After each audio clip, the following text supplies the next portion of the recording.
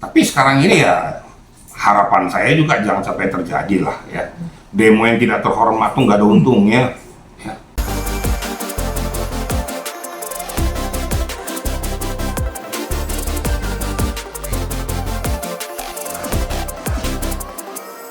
Soal darurat NKRI itu, Bapak seperti apa sih darurat NKRI saat ini gitu? Dengan ramainya Garuda Biru yang saat ini trending di mana-mana. Ya Garuda Indonesia cuma satu, nggak ada Garuda Biru, Garuda Merah. Ya Garuda Indonesia. Menurut hemat saya begitu. Jadi itu hanya cuma perbuatan orang-orang. Ada dari Garuda Biru, ini dari Garuda Merah. Yang ada itu ya Garuda Pancasila. Dan menurut hemat saya seperti itu. Walaupun ada pertanyaan-pertanyaan masalah artis yang dibayar supaya dia nge-pick up itu kan kita nggak bisa buktikan dibayar bagaimana dan lain sebagainya. Kalau kita berbicara tentang hukum harus ada pembuktian, ada data dan fakta. Sehingga saya untuk menjawab juga lugas. Kalau hanya katanya ini saya nggak mau, saya bilang. Dia suka di dalam memposisikan kasus itu menurut dia, menurut itu nggak benar, menurut hukum. Nah kalau ditanyakan tadi di pick up artis-artisnya itu ya, menurut saya ya itu silakan aja mereka berpendapat seperti itu, tapi fakta hukum mengatakan tidak bisa dibuktikan, kan begitu. Kalaupun dikatakan tuh bahwa sekarang proses daripada ketatanegaraan kita ini seperti seolah-olah jadi seperti ada dinasti, ya silakan aja masyarakat menilai, kan gitu. Kemudian kemarin ya sudah terjadi keputusan MK ya, yang sudah tidak bisa diganggu gugat dan DPR harus menerima itu. Ya inilah polemik politik negara kita seperti ini. Kan masyarakat kita kan sekarang sudah cerdas ya. Masyarakat kita sudah cerdas, mahasiswa-mahasiswa, kemudian para pakar-pakar hukum, para profesor-profesor melihat dinamika yang ada di Indonesia ini, carut-marutnya ini. Ya kalau melihat ketatanegaraan itu seolah-olah bahwa ini kok nggak selesai dari dinasti yang satu, habis dari bapaknya, anaknya ke anaknya lagi. Nah, itu silakan aja masyarakat menilai. Saya kan nggak bisa mendikotomi gitu ya. Ya faktanya ternyata ya memang ada juga, sudah diributkan juga, jadi juga. Nah sekarang silakan aja untuk masyarakat menilai itu. Apakah itu dibilang dinasti, apakah itu ini kan tergantung pada undang-undang yang mengatur. Nah makanya sebelum itu terjadi ya silakan pemerhati itu atau yang mempunyai kewenangan meluruskan pokok permasalahannya sehingga sesuai dengan tatanan yang ada di Indonesia. Kira-kira gitu ya. Pak melihat demo kemarin Pak banyak fasilitas kayak seperti gedung DPR yang dihancurkan, dirubuhkan. Ini seperti apa? Demo anarkis. Demo anarkis. Ya inilah ya memang sulit kita untuk membedakan kadang ya. Demo ini ada demo terhormat, ada yang demo yang seolah-olah ditunggangi oleh orang-orang tertentu. Nah para pendemo juga kita nggak tahu kadarnya ini, kadar intelektualnya bagaimana gitu loh. Dia datang disusupi untuk merusak, memporak-porandakan fasilitas negara. Ini juga sebenarnya harus difilter. Kalau dia demo menyuarakan pendapat, itu kan kebebasan berpendapat di Indonesia. Tapi kalau sudah mulai merusak fasilitas negara yang dibeli dengan uang rakyat, itu yang perlu diproses. Supaya betul-betul kita melakukan demo itu demo yang terhormat gitu lah. Nah, ini saya harapkan juga kalau memang demo itu supaya betul-betul clear dan bersih, ya tolonglah oknum-oknum tertentu jangan menunggangi ini, membuat jadi demo yang bersih itu jadi kotor. Kira-kira gitu ya. Tapi bisa dikatakan isu ini memancing kegaduhan juga ya Pak? Ya pasti.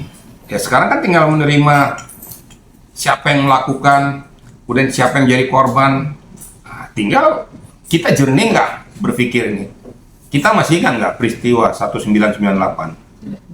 Pada saat demo besar-besaran di dalam menurunkan Pak Soeharto. Nah mungkin ya ada juga indikasi mau mengarah ke sana kan gitu. Tapi sekarang ini ya harapan saya juga jangan sampai terjadi lah ya. Demo yang tidak terhormat tuh nggak ada untungnya. Ya. Akibatnya apa? Rakyat yang tidak berdosa jadi korban, terjadi pemerkosaan, perampokan, penganiayaan. Ini bukan demo untuk menurunkan presiden lagi, tapi demo yang sudah ditunggangi untuk kepentingan pribadi atau kelompok yang memporak-porandakan ketatanegaraan kita, yang memporak-porandakan sistem kesatuan negara Republik Indonesia. Ini harus kita berantas, harus kita bisa pilahkan. Tolong juga dimonitor para pendemo ini juga melihat ada nggak kita ditunggangi. Kalau ada, mereka harus memfilter, mensingkirkan orang-orang ini supaya demo mereka itu bersih. Kira-kira gitu ya. Pendapat Bapak soal dinasti kepemimpinan? Yang kemarin kayak Yang kemarin 17 Agustus itu kan upacara ada di dua tempat di KN dan di Jakarta. Gimana Pak menurut Bapak tanggapannya? Biar nyambung. Saya ini kan warga negara ya. Silakan, maka saya katakan kalau saya terlalu memberikan suatu komentar yang menohok, itu kan kurang elok juga ya. Tapi silakan masyarakat menilai apa yang terjadi di IKN sana, siapa-siapa yang diundang, kepentingannya untuk apa. Itu silakan aja ya. Kan sudah media kan sudah banyak menyuarakan juga masalah itu. Kemudian debat pendapat antara kedua kelompok, baik kelompok yang menyuarakan keputusan MK maupun kelompok yang masih berkutat di keputusan DPR. Nah ini yang sebenarnya kalau kita menghormati hukum, keputusan MK kan tertinggi, harus bisa berpisah. Jadi ada keputusan hukum, ada keputusan ketatanegaraan tentang undang-undang. Nah bersyukur kemarin tidak terjadi. Saya takut juga pada saat itu apabila keputusan MK itu dianulir oleh pihak DPR, itu bisa chaos besar-besaran itu. Tapi ternyata memang tidak terjadi ya. Tuhan masih melindungi kita bangsa Indonesia lah ya. Marilah kita berpikir jernih. Apapun yang terbaik untuk negara kita itu sama-sama kita dukung ya. Memang politik ini berat. Politik ini susah. Politik itu akan menghalalkan segala cara kadang-kadang. Apa dibilang kelompok dinasti ya silakan aja menilai itu dinasti atau enggak gitu loh. Kalau saya bilang nanti dinasti, apa alasan pembenar saya? Kan di situ. Saya kan nggak bisa juga memberikan pendapat pribadi, tapi pendapat secara global. Masyarakat bisa melihat yang terjadi sekarang di Indonesia ini, ya. Siapa presidennya, kemudian siapa-siapa berikutnya, penerusnya siapa, bagaimana mekanismenya, bagaimana kok sampai terjadi seperti itu. Nah, silakan masyarakat menilai. Ya. Saya rasa pemerhati hukum sudah tahu, sudah banyak menyuarakan di media, di TV dan lain sebagainya. Saya hanya menyatakan di sini bahwa mari kita bentuk ketatanegaraan yang baik, yang betul-betul berpihak kepada rakyat. Itu yang paling penting. Karena semua keputusan ada di tangan rakyat tentang ketatanegaraan kita. Itu yang paling penting, daripada kita itu berantem di atas, yang sengsara bawah juga, rakyat juga. Ini dipikirkan nggak oleh mereka-mereka elit-elit politik ini. Jangan hanya mementingkan pribadi dan kelompok, tapi pikirkan dampaknya kepada rakyat yang di bawah. Karena kebutuhan kita juga, kita hidup adalah untuk rakyat. Kira-kira gitu, Bang, dalam unjuk rasa kemarin kan ada juga terjadi bentrokan ya antara mahasiswa dan polisi, dan beberapa mahasiswa ada juga yang ditangkap. Nah kalau untuk aparat sendiri, bagaimana jalur hukumnya ketika mereka, apakah manggilnya yang akan diproses atau seperti apa yang undang-undang dipakai? Ya enggak lah. Jadi begini ya. Itu yang saya katakan berkali-kali, yang namanya aparat keamanan TNI Polri dalam mengamankan situasi kondisi itu berada di dua sisi ya, yang mempunyai sistem dilematis gitu ya. Dia kalau nggak mengamankan nanti dia tidak bertugas. Tapi kalau sudah mulai anarkis, nggak dicegah juga salah, akan berdampak pada orang lain.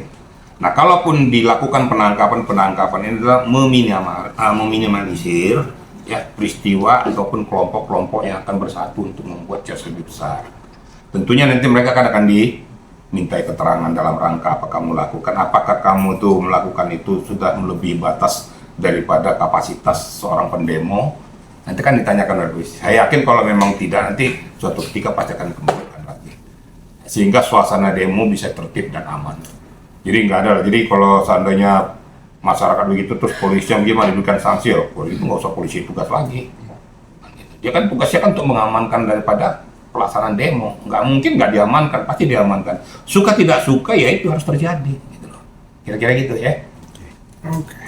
Oke.